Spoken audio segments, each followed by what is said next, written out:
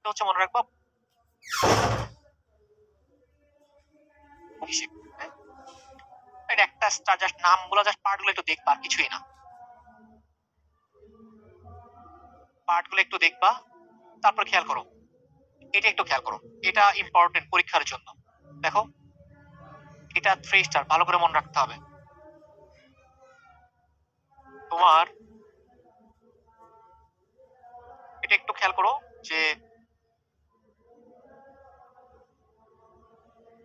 এটা একটু খেয়াল করো যে রুই মাছের শুক্রাশয়, শুক্রাশয়ের মধ্যে যে কি থাকে, পেরিকাটা ভাঁজ থাকে না, হচ্ছে মেসোরকিয়াম পর্দা।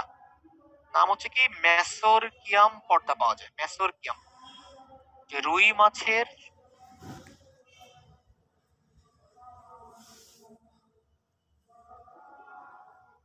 দেখো একটা জিনিস খেয়াল করো, তোমরা কি দেখতে পাচ্ছো যেটা বললাম যে রুই মাছের যে শুক্রাশয়টা, যে যে পর্দায় ঝুলানো থাকে হচ্ছে মেসোরকিয়াম পর্দা, আর ডিম্বাশয়টা ঝুলানো থাকে যে পর্দায় হচ্ছে মেসোভেরিয়াম। মেসোভেরিয়াম, মেসোভেরিয়াম মানে ওভারি, মেসোভেরিয়াম মানে কি ওভারি। হ্যাঁ, ওভারি মানে কি ডিম্বাশয়। প্যাঁচ যাতে না লাগে, প্যাঁচ যাতে কোনোদিনও না লাগে, এভাবে একটু মনে রাখতে হবে তোমার।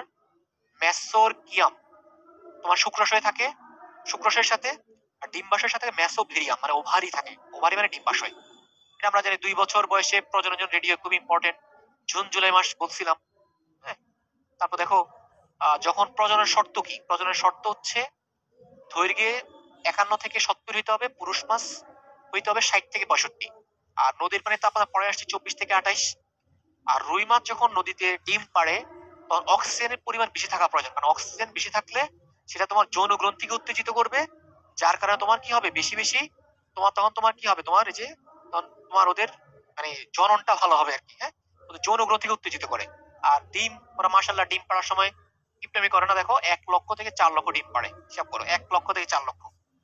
এক রুই মাছ থেকে যদি 1 লক্ষ থেকে 4 লক্ষ ডিম পাড়ে, অবস্থা বোঝো তাহলে কি হবে অবস্থা, যে সবগুলো যদি রুই মাছ হইতো তাহলে তোমার নদী নালা খাল বিল জুড়ে শুধুমাত্র রুই মাছ আর রুই মাছ থাকতো, তাই না?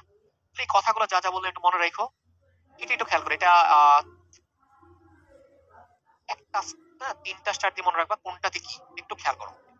যে ক্রোমেটোফোর 12 ঘন্টার, যেগুলো বলে এগুলো মনে রাখবা, 12 ঘন্টা মানে তোমার নিষেকের পরে যে আস্তে আস্তে যে তোমার একটা পূর্ণাঙ্গ রুই মাছ হবে, তার মধ্যে কিছু ধাপ আছে, ধাপগুলোতে কোনটাতে কি হয়। 12 ঘন্টা ধাপের ক্ষেত্রে ক্রোমেটোফোর পাওয়া যাবে, যেটার কারণে চোখের রং কালো হয়। আর 24 ঘন্টা মনে রাখবা, 24 ঘন্টার সময় তুমি কি পাবো, ফুল কার্চ পাবা। আর 72 ঘন্টা পরে তুমি লার্ভা দশার সমাপ্তি হবে। 96 ঘন্টা পরে এটা কি হবে, আঙ্গুলের মতো হবে, আঙ্গুলি পনা বলি, আঙ্গুলি পনা বা ধানি পনা বলি। আর 15 দিন পরে কি হবে তোমার, 23 মিলিমিটার। 15 দিন পরে এটা হবে 23 মিলিমিটার। তাহলে যেগুলো যেগুলো বললাম তাহলে খুবই ইম্পর্টেন্ট। 12 ঘন্টা মনে রাখবা, 24 ঘন্টা মনে রাখবা, 72, 96 আর 15 দিন। কে বলে না তো রুই মাছের হৃৎপিণ্ড কি নামে অভিহিত করা হয় বলো? রুই মাছের হৃৎপিণ্ডকে কি নামে অভিহিত করা হয়? সবাই চ্যাট বক্সে আমাকে এটা জানাও, রুই মাছের হৃৎপিণ্ডকে কি নামে অভিহিত করা হয় বলো? সবাই সবাই চ্যাট বক্সে এটা অ্যান্সার দিবা।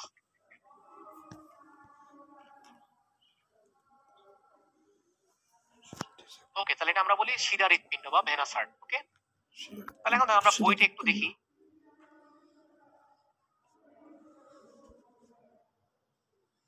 বইটা একটু খেয়াল করো।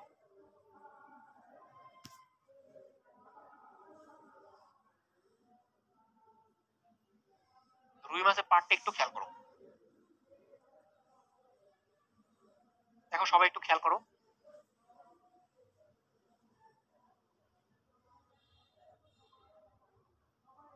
আমরা যেগুলো দেখলাম, তুমি দেখো স্লাইড, এগুলো তোমাদের ইয়ার মধ্যে দেওয়া আছে, দেখো আমরা যেগুলো মাত্রই পড়ালাম। হ্যাঁ, খেয়াল করো, রুই মাছে যেগুলো পড়ালাম দেখো সবই দেখো দেওয়া আছে। হ্যাঁ, এই যে আমরা বলছিলাম শ্রেণীতাত্ত্বিক অবস্থান, শ্রেণীতাত্ত্বিক অবস্থান, দেখো শ্রেণীতাত্ত্বিক অবস্থান। শ্রেণী অবস্থান এটা ইম্পর্টেন্ট, এটা কিন্তু খুবই ইম্পর্টেন্ট পরীক্ষার জন্য, বারবার বলছে এটা পরীক্ষা আসতে পারে। তারপরে তোমার হচ্ছে দেখো ওরা কি খেয়ে বাঁচে, ওরা হচ্ছে প্ল্যাংটন খায়। হ্যাঁ, ওরা হচ্ছে প্ল্যাংটন খায়, প্রাণী প্ল্যাংটন, উদ্ভিদ প্ল্যাংটন। হ্যাঁ, প্ল্যাংটন মানে পানিতে ভাসমান উদ্ভিদ বা প্রাণী। হ্যাঁ, এটা মনে রাখতে হবে। তারপর আহ আঙ্গুলি 15 দশা প্রধানত প্রাণী প্ল্যাংটন, ডেসমিড, তারপর কি খায় ওরা? ডেসমিট খায়, ফাইটোপ্লাজমেট খায়, শৈবাল রেণু খায়। এটা মনে রাখতে হবে। 14 ডিগ্রি কথা বলছিলাম। স্ট্রিমলাইন, স্ট্রিমলাইন হচ্ছে ওরা যখন চলাফেরা করে ওদের আকৃতিটা এমন যাতে পানির চলাফেরার ক্ষেত্রে কোনো বাধাপ্রাপ্ত না হয়, এটাকে বলি স্ট্রিমলাইন। ওরা যখন চলাফেরা করে পানির মধ্য দিয়ে তখন কোনো বাধাপ্রাপ্ত হয় না। এই যে সাইক্লয়েড এগুলো বলছি, ট্রানকিস্টিক্যাল পর্দা বলছি, এগুলো যে পৃষ্ঠপোষক পড়ানো হয়েছে, এটা একটু খেয়াল করো। দেখো যে ওদের এই ফোকাস বলা কেন্দ্রকে সার্কুলি হচ্ছে তোমার কি বলি, এই যে দেখো ওদের মধ্যে যে তোমার রেখা পাওয়া যায় যে আইসের মধ্যে, এগুলো সার্কুলি বলি। তার মধ্যে আমরা বার্ষিক বৃদ্ধি রেখা কাকে বলি? দেখো সার্কুলের মধ্যে দেখো কিছু আছে, দেখো কি অনেক মোটা, যেগুলো আকারে মোটা এগুলোকে বলা হয় এনুলাস। এই এনুলাস গুলাকে বলা হয় কি? বার্ষিক বৃদ্ধি রেখা।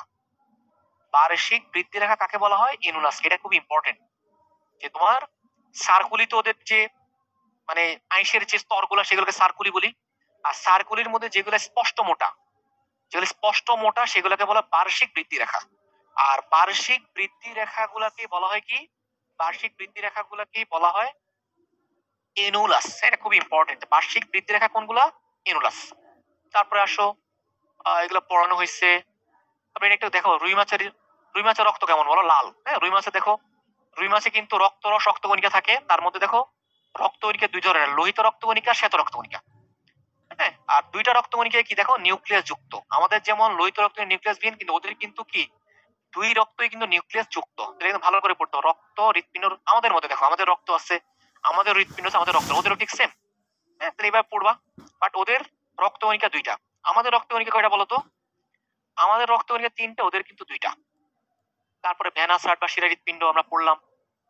হ্যাঁ, এটা কিন্তু ইম্পর্টেন্ট। রুই মাছ এবং মানুষের হৃৎপিণ্ডের পার্থক্য পরীক্ষার জন্য 7 স্টার, পরীক্ষার জন্য 7 স্টার।